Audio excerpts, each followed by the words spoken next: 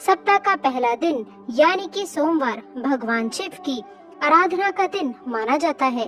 वैसे इस दिन का अधिपति सोम यानी कि चंद्र भी है, इसीलिए इसका नाम सोमवार रखा गया है। इसीलिए सोमवार के दिन भगवान शिव और चंद्रमा दोनों की ही आराधना की जाती है और व्रत रखा जाता है।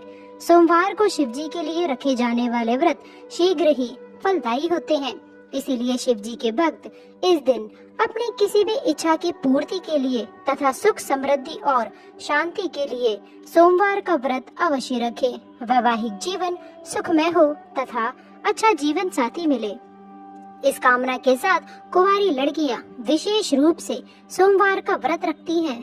दोस्तों, दूसरी बात, ज्योतिष शास्त्र में सोमवार के दिन को विशेष रूप से भगवान शिव और चंद्रमा से जोड़कर देखा जाता है और इसीलिए इस दिन वे सभी कार्य करने चाहिए जो कि भगवान शिव को अति प्रिय हैं।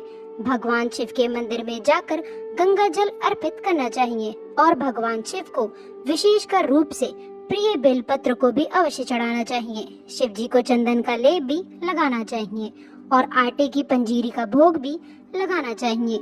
रात्रि में चंद्रमा को अर्घ भी अवश्य देना चाहिए। इससे जीवन में सुख समृद्धि और धन की प्राप्ति होती है।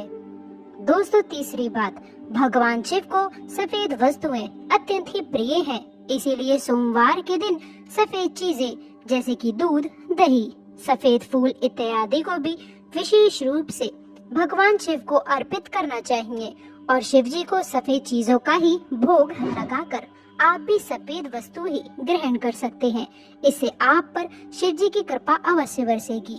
इसी के साथ ही सोमवार के दिन सफेद रंग के वस्त्र धारण करना चाहिए, अत्यंत शुभ माना जाता है।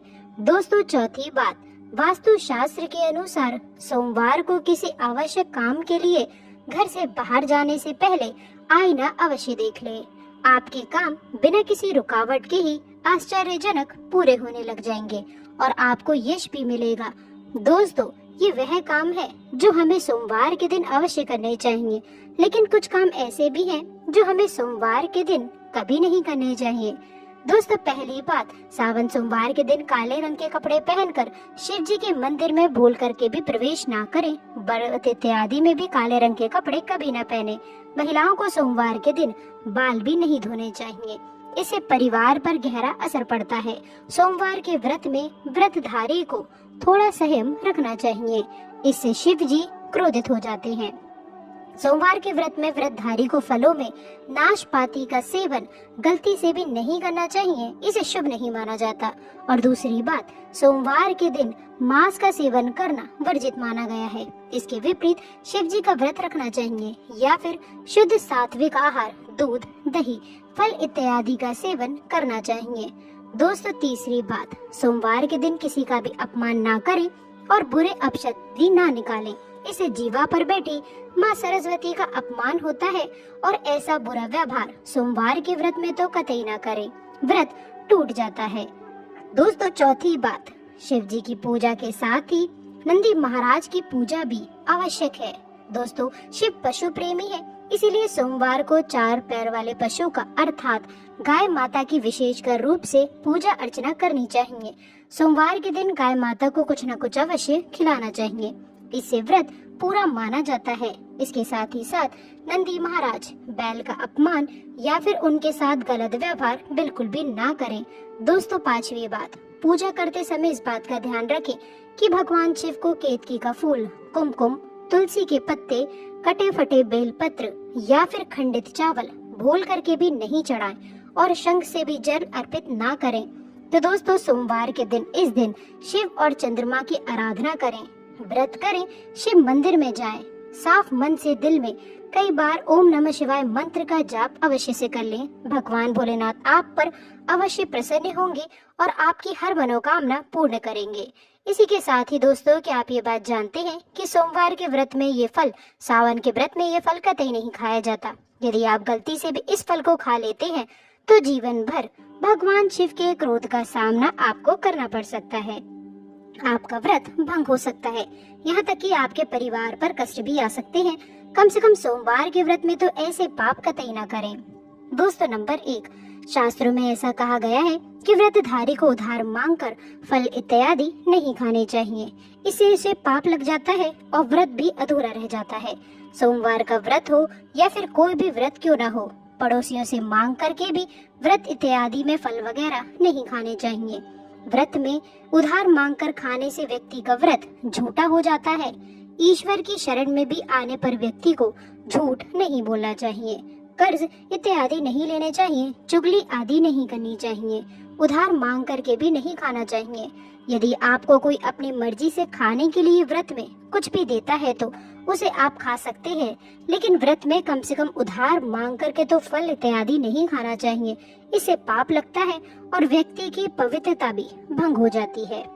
दोस्तों नंबर 2, सोमवार का व्रत हो या फिर सावन का व्रत, आपको नाशपाती बिल्कुल नहीं खानी चाहिए।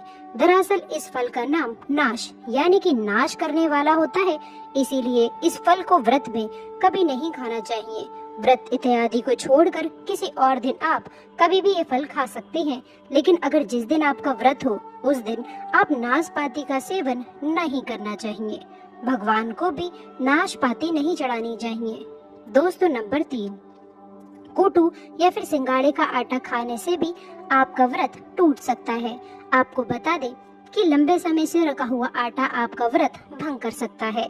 दरअसल पुराने आटे में घुन इत्यादि कीड़े वगैरह पड़ जाते हैं जो ठीक तरह से दिखाई भी नहीं देते हैं। ऐसा आटा खाने पर दरअसल आप मांस का सेवन करते हैं और व्रत में कीड़े खाना घोर पाप के बराबर माना गया है और आपका व्रत भी भंग हो जाता है। व्रत में ताजी आटा खाना चाहिए। लंबे समय से रखे हुए आटे में कीड़े वगैरह पड़ जाते हैं, ऐसा कभी भी ना करें। व्रत हमेशा शुद्धता में ही रखना चाहिए। दोस्तों सावन के इस पवित्र महीने में यदि जिस भी व्यक्ति को ये 5 संकेत मिल जाएं, तो उसे ये पता चलता है कि महादेव आपकी भक्ति से बहुत प्रसन्न है और आपको धनी होने से कोई भी नहीं रोक सकता है। तो चलिए दोस्तों जानते हैं। दोस्तों नंबर 1, बैल का दरवाजे पर आना। नंदी महाराज भगवान भोलेनाथ के वाहन है। नंदी को भगवान शिव का द्वारपाल भी कहा गया है। नंदी महाराज को बुद्धि और ज्ञान का प्रतीक भी माना गया है।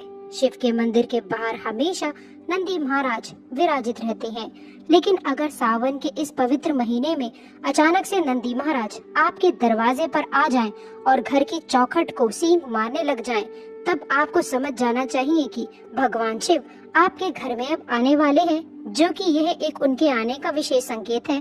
भगवान शिव आपकी भक्ति से बहुत प्रसन्न है, वह आपके घर में खुशियां आने वाली हैं। आपको धनी होने से कोई नहीं रोक सकता, लेकिन याद रहे नंदी महाराज को तिलक लगाकर मीठा भोग अवश्य लगाएं। दोस्तों नंबर 2, सावन के पवित्र महीने में अचानक से आपके सपनों में यदि शिवलिंग दिखाई दे जाए, अर्थात भगवान शिव दिखाई दे जाएं, तो इसे आपको ये समझ लेना चाहिए कि अब आपके जीवन से परेशानियों का अंत जल्द ही होने वाला है। भगवान शिव आपकी सच्ची आराधना और भक्ति से बहुत ही खुश हैं और वह आपके घर में अब आने वाले हैं। ऐसे में याद रहे कि शिव की भक्ति में कोई भी कमी नहीं आनी चाहिए। घर को गंदा मत रखना, क्योंकि आपके घर में भगवान शिव आने वाले हैं। दोस्तों नंबर 3, शास्त्रों के अनुसार ऐसा माना गया है कि नीलकंठ भगवान शिव का ही प्रतीक है। यदि आपके घर में सावन के महीने में नीलकंठ छत पर आकर बैठ जाएं, तो उन्हें भूल करके भी मत भगाना, क्योंकि ये भगवान शिव का ही प्रतीक माने गए हैं। ऐसे में आपको खुश होना चाहिए, क्योंकि भगवान शिव आपकी भक्ति से बहुत खुश हैं। शास्त्रों में ऐसा बताया गया है कि नीलकंठ अगर मनुष्य के घर पर आकर बैठ जाए तो साक्षात घर में महाशिव के आने के संकेत माने गए हैं। अब आपके बुरे दिन जाने वाले हैं। ऐसे कहते हैं कि श्री राम ने इस पक्षी के दर्शन करने के बाद ही रावण पर विजय प्राप्त की थी। दोस्तों नंबर 4, सावन के पवित्र महीने में अचानक से घर में काला सांप यदि निकल आए तो इसे बहुत ही शुभ माना गया है। इसे बिल्कुल भी ना मारे, ये भगवान शिव के आने का संकेत है। जिनकी भक्ति से महादेव प्रसन्न होते हैं, तब महादेव किसी खास अवसर पर ही अपने दर्शन देते हैं। सावन का महीना बहुत ही पवित्र महीना माना गया है।